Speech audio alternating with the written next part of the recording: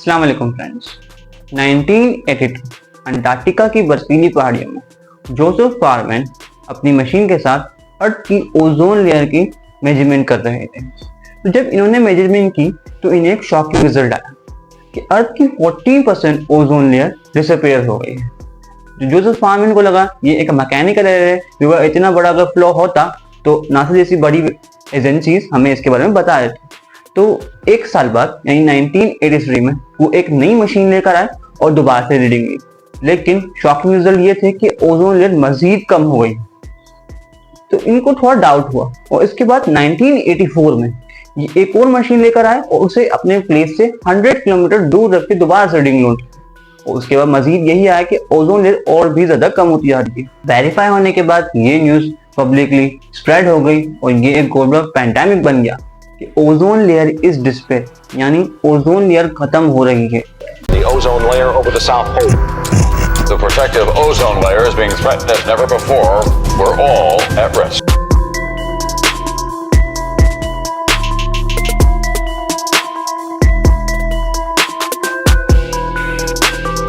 Ozone depletion is not a natural thing. It stems from human emissions of chemicals called chlorofluorocarbons or CFCs.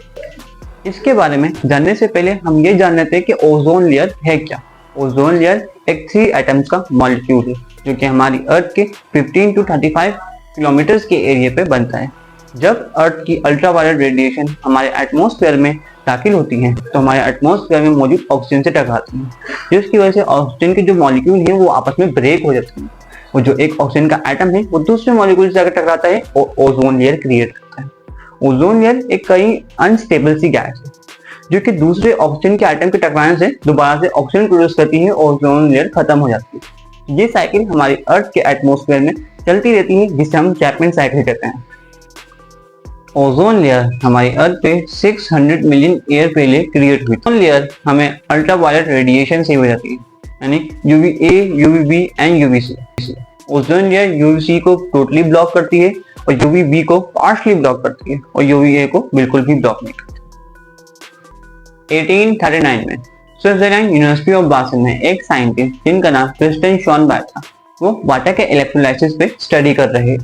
तो इन्होंने ये देखा कि एक गैस रिलीज हो रही है जो कि एक स्मेली सी गैस है। इन्होंने इसके ऊपर फर्दर स्टडीज की और इन्होंने ऑब्जर्व किया कि ये एक गैस है जिसका नाम ओजोन लगा।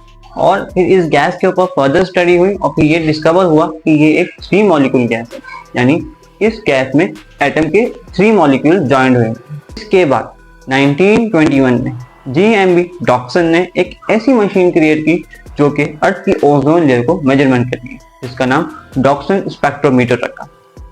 और इन्हीं के नाम पर फिर हमने अर्थ की ओजोन लेयर की 1950s और 1960s में रेफ्रिजरेटर वगैरह बहुत पॉपुलर हो रहे थे और हर घर में मौजूद थे।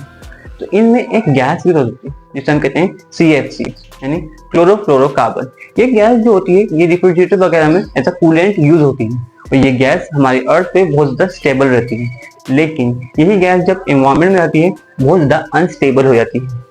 इस गैस में क्लोरीन यूज होता है जो कि ओजोन लेयर के साथ रिएक्ट करता है और ऑक्सीजन ब्रेक करता है और वही मजीद ऑक्सीजन को दूसरे ऑक्सीजन से रिएक्ट करा के ऑक्सीजन गैस प्रोड्यूस करता है, यानी ये एक बहुत ज्यादा डेंजरस रिएक्शन बन जाता है। 1974 में इन 3 साइंटिस्टों ने एक कॉन्ट्रोवर्शियल पेपर पब्लिश किया। इन्होंने पब्लिश किया कि किस तरीके से CFCs गैस यानी क्लोरोफ्लोरोकार्बन जो हैं ये हमारी अर्थ की ओजोन लेयर को खत्म कर रहे हैं। इसके बाद नासा ने इसका एस्टिमेट लगाया कि अगर ऐसे ही चलता रहा तो 2019 तक ओजोन लेयर से 2 to 3% तक ही डिक्लाइन होगी, 2 to 3% तक ही खत्म होगी।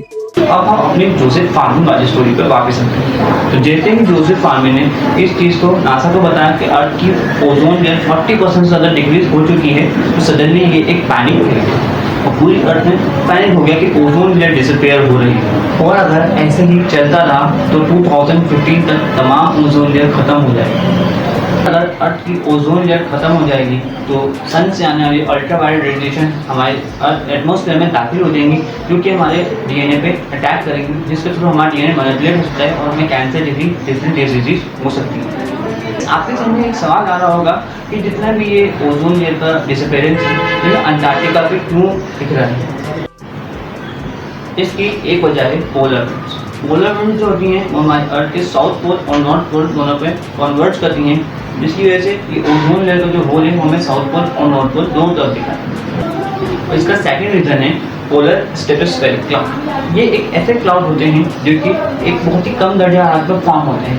इन क्लाउड पे सल्फ्यूरिक एसिड और नाइट्रिक एसिड होता है जो कि सल्फर रिलीज करता है। सर हमें पता है कि सल्फर के थ्रू ही ये साइकिल हमारी चल रही थी, जो ओजोन लेयर से बोलते हैं सल्फर के थ्रू ही होता है। ये जिस फोटोस्फेरिक क्लाउड है ये हमारे अंटार्कटिका पे ज़्यादा बनते हैं, क्योंकि अंटार्कटिका पे टेम्परेचर ज़्यादा कम होता है, इसलिए हमें ओजोन लेयर का होल जो है वो अंटार्कटिका पे देखने को मिलता है। तो आपने टाइमलाइन की 1986 में मैड्रिड प्रोटोकॉल बनाने की कोशिश की थी, यानी एक ऐसा प्रोटोकॉल बना जाए जिसके थ्रू CFCs गैस को कम किया जाए। और 1989 में यूनाइटेड नेशन में एक प्रोटोकॉल साइन किया गया जिसके तहत CFCs पे बैन लगाए हैं। फ्रेंड्स, ये प्रोटोकॉल तमाम UN की कंट्रीज ने साइन किया, यानी 198 कंट्रीज ने इस प्रोटोकॉल को साइन किया कि FFCs गैस को हम कम करेंगे ताकि ओजोन लेयर की डिसअपियरेंस खत्म हो। CFCs गैस को हमने रिप्लेस किया HFCs गैस, यानी क्लोरोफ्लोरोकार्बन को हमने रिप्लेस किया हाइड्रोक्लोरोफ्लोरोकार्बन। यानी ये एक ऐसे मॉलिक्यूल होते हैं जो कि स्टेबल रहते हैं और जो जाके सल्फर रेंज निकलते जिसके थ्रू हमारी ओजोन लेयर डिसअपियर नहीं होती। फ्रेंड्स, आहिस्ता आहिस्ता ये प्रोसेस शुरू होगी, लेकिन फ्रेंड्स 2000 में हमें सबसे बड़ा अंटार्कटिका ओजोन लेयर का होल देखने को मिला जो कि 30 मिलियन किलोमीटर से भी ज़्यादा बड़ा। इस प्रोटोकॉल के थ्रू 99% CFCs गैस को हमने रिड्यूस कर दिया और अर्थ का ओजोन लेयर का होल जो है वो वापस रिफिल होना शुरू हो गया। और अगर इस तरीके से ही हम अगर CFCs गैस को कंट्रोल रखेंगे तो 2060 तक अर्थ का ओजोन लेयर का जो होल है वो पूरी तरीके से रिकवर कर देगा और हमारी अर्थ की ओजोन लेयर वापस ठीक हो जाएगी। फ्रेंड्स, आप बताइएगा आपको आज की मेरी वीडियो कैसी लगी। फ्रेंड्स, इससे इंपॉर्टेंट टॉपिक में जानने के लिए हमारे चैनल को सब्सक्राइब कीजिए और बेल आइकन में ताकि इसके इन्फॉर्मेटिव वीडियो आपको मिलती रहे। मिलता है वीडियो। अल्लाह हाफ़िज़।